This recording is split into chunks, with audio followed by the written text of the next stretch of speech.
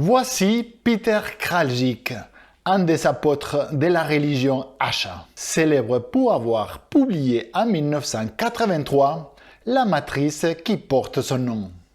Bonjour les acheteurs, je m'appelle Ricardo Fernandez, bienvenue sur ma chaîne YouTube, où j'aide les nouveaux acheteurs à gagner en crédibilité et en visibilité.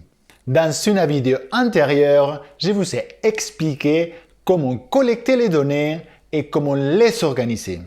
Aujourd'hui, grâce à ces informations, nous allons être en mesure d'utiliser la matrice de Kraljic pour segmenter et analyser les portefeuilles achats. Dans la dernière vidéo de cette série, nous serons capables de mettre en place un plan d'action spécifique pour chaque type d'achat.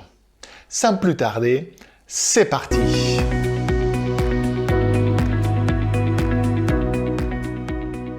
La matrice de Kraljic est un outil qui t'aide à définir la stratégie achat. Elle catégorise les achats en 4 types par rapport à 2 axes.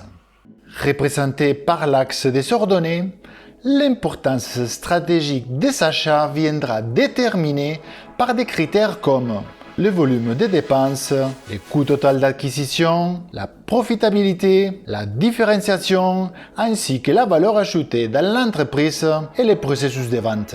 Représenté par l'axe des abscisses, la complexité du marché fournisseur sera définie par des paramètres comme type de marché, c'est un monopole, un oligopole, les obstacles à l'entrée de nouveaux fournisseurs, l'évolution technologique, les coûts, la complexité de la logistique, le risque, etc. Avant de commencer l'analyse, il est impératif de définir le périmètre. Tu vas analyser tous les produits de l'entreprise ou bien d'un service particulier.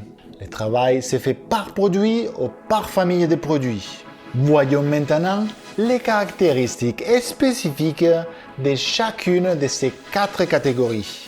Les achats simples. Ce type d'achat appelé simple se caractérise pour représenter un volume faible de dépenses et pour un approvisionnement simple. L'exemple typique sont les fournitures des bureaux. Le pouvoir de négociation est équilibré entre l'acheteur et le fournisseur. Il y a un faible niveau d'interdépendance, c'est-à-dire on peut changer rapidement de fournisseur si nécessaire.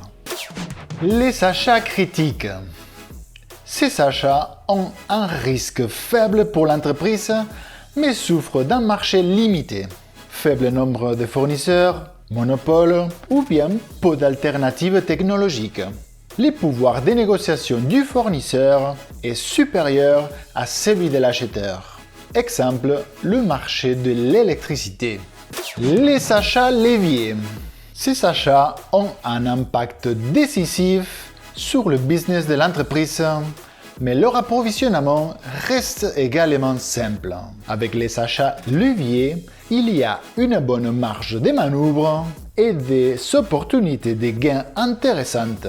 Il s'agit de produits ou de services représentant un engagement financier élevé où l'offre des fournisseurs est large. Le pouvoir de négociation de l'acheteur est supérieur à celui du fournisseur. Quatrième, les achats stratégiques. De ces achats dépend l'activité même de l'entreprise. Il s'agit souvent de ressources rares ou uniques, soit des achats à fort enjeu pour l'entreprise. Le pouvoir de négociation est équilibré entre l'acheteur et les fournisseurs. Il y a un fort niveau d'interdépendance, pour exemple, les matières premières. Voilà nos produits ou nos familles de produits placés sur la matrice de Kraljic selon des caractéristiques communes. Dans la prochaine et dernière vidéo, je t'expliquerai les leviers que tu peux appliquer pour optimiser chaque type d'achat.